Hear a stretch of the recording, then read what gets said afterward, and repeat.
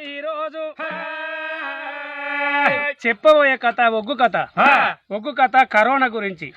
మా ఊరు నిజామాబాద్ గ్రామం, మా మండలం కోనరావుపేట, మా జిల్లా రాజన్న సిరిసిల్ల జిల్లా, మన రాష్ట్రం తెలంగాణ.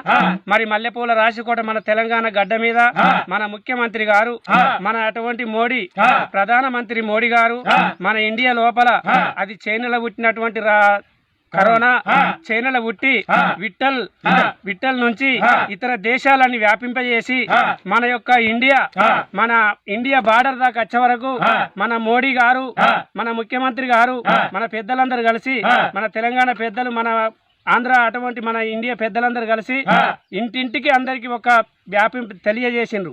ఏంటిది కరోనా అంటే దానికి మందు లేదు. మరి ప్రజలు లేకుంటే ప్రభువు లేడు, ప్రభువు లేకుంటే ప్రజలు లేరు. నా ప్రజలు అర్థమైపోయినాక నేను ఉండేందుకు ఈ రాజ్యం ఎవరి కొరకు, దేశం ఎవరి కొరకు.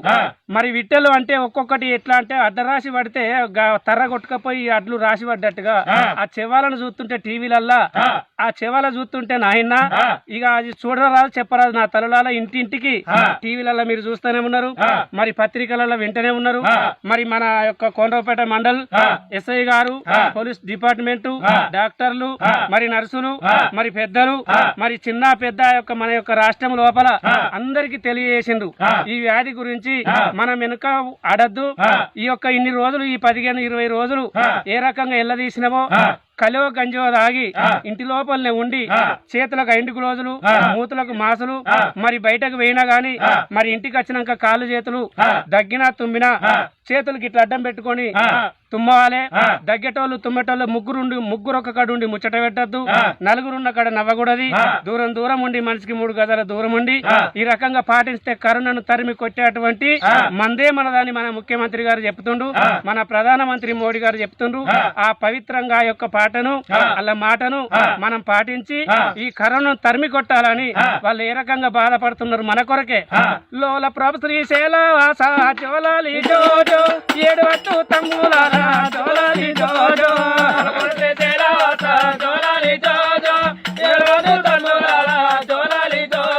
మన తెలంగాణ మనకు కావాలని మనం ఎన్ని పోరాటాలు చేసి నిదానంగా ప్రధానంగా మన హక్కులు మన తెలంగాణ మనం తెచ్చుకున్నాం. పాపకారి రాజ్యం మరి అటువంటి ఇతర దేశం లోపల చైనాలో పుట్టిన అటువంటి రోగం కరోనా కప్పలు, పాములు, ఎండ్రికాయలు, గోడల పొన్న వారే బల్లులు, లైట్ పురుగులు, పెండల పురుగులు అంటారు మన దేశంలో తెలంగాణ గడ్డ. కుక్కల, పాముల ఎవిటిని వదలకుండా తిన్నవారి రాజ్యంలో పుట్టినటువంటి కరోనా వ్యాధి ఇతర దేశాలను వ్యాపింపజేసి మన దేశం వచ్చిందయ్యా. వచ్చిన దాన్ని తరిమి కొట్టాలంటే మన డబ్బు పని అయ్యేది. మనం నిదానంగా మన పెద్దలు అటువంటి చెప్పినటువంటి మాటలు పాటించితే లాక్డౌన్ పాటించి మనం ఆనందంగా ఉన్నట్టుగా ఉంటేనే మన తల్లులు, పిల్లలు, అన్నలు, చెల్లెళ్ళు, మన బలగమంతా మన తెలంగాణ గడ్డ మీద మనం అందరం మంచిగా ఉంటామయ్యా. సిద్దిపేట లోపల నాయన నిన్నగాక మొన్న రోజు ప్రతిరోజు చెప్తూనే ఉన్నారు.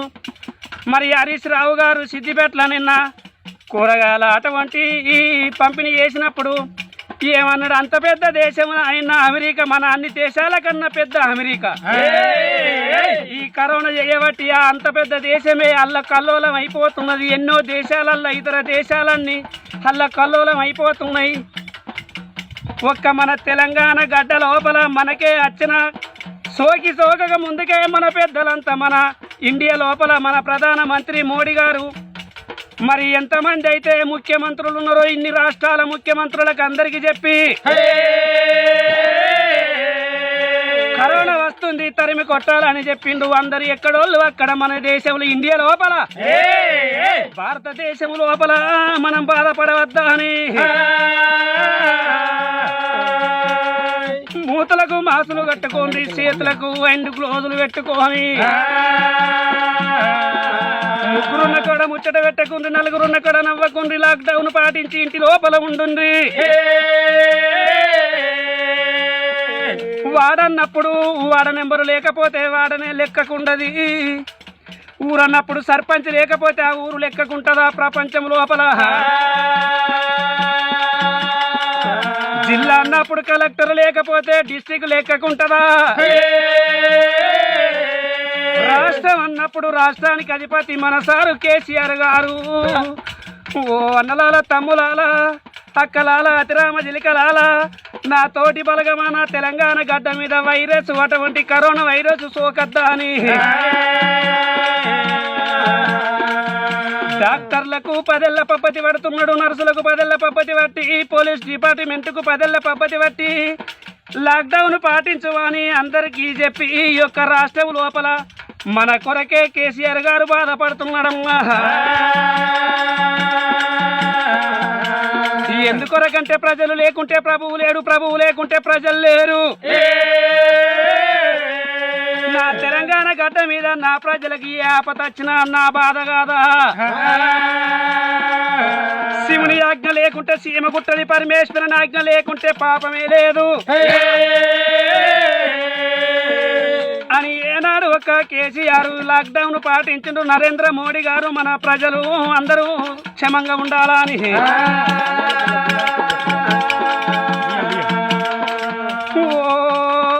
తల్లులాల తండ్రులాల మీకైనా కానీ 12 మనిషికి 12 కిలోల బియ్యం ఇస్తున్నా, 2 కిలోల పప్పు ఇస్తున్నా, 1500 రూపాయలు ఇస్తున్నా. కారబో గట్టుకనో మంచినీళ్ళు తాగి 15 రోజులు 18 రోజులు ఈడికి పాటించినాం. ఇంకా 15 రోజులు కాదు, ఇంకా 4 వారాలు కానీ లాక్డౌన్ పాటించి ఉన్నట్టుకుంటే మన అటువంటి కరుణను తరిమి కొట్టేటువంటి వాళ్ళమైతాము.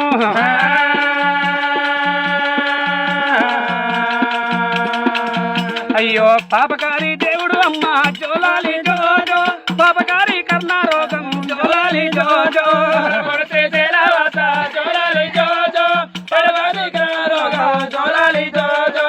కరోనా రోగం వచ్చి అల్లకోలమైపోతుంది.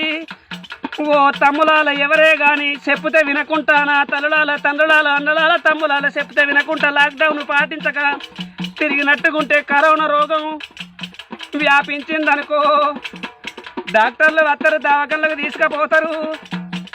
ఆ దవాఖానలు వేసినాక బిడ్డో తల్లిని తండ్రిని అన్నదమ్ములను అక్క ఎల్లలను ఆడవిల్లలను ఎవరిని కూడా దగ్గరికి రానియరు. కన్న కొడుకులను కూడా ముఖము చూసే భాగ్యం కూడా ఉండదు. ఆ చచ్చిన శవాన్ని చూసే భాగ్యం ఉండదు. కానీ శవం ఎట్లా చూస్తారు డాక్టర్లు? సెల్ ఫోన్లో ఫోటోనన్నా లేకపోతే చచ్చిన పీనుగు ఫోటోనన్నా తీసుకొచ్చి చూస్తారు. తీసుకపోరు మీ ఇంటికి అంటారు. అయ్యో నా కొడుకు మరణం అయిపోయిండు, నా కొడుకు బూడిదన్నా గాయం ఎముకలన్న బొక్కలన్నీ ఇవ్వమంటే ఏ ఎముకలు ఇయ్యరు. బొక్కలు